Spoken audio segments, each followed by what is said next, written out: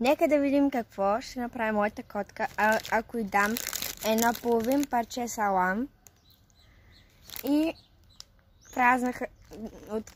празен пакет от круасан. Нека да видим. Да започне.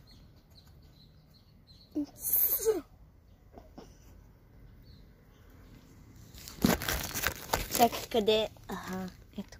Айде още веднъж. Виж.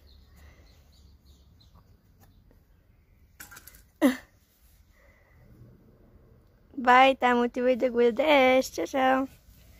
Сега да опитаме с това. Ще изчакаме да го изяде.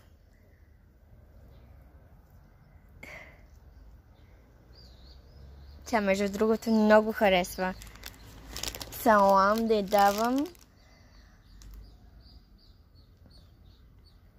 Чакаме. Айде, мати. Сега да видим с това.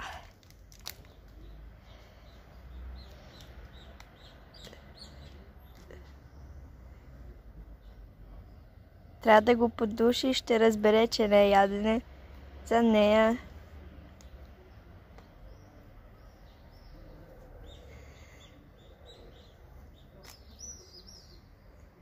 Ето, подушва го. Не е ядене за теб.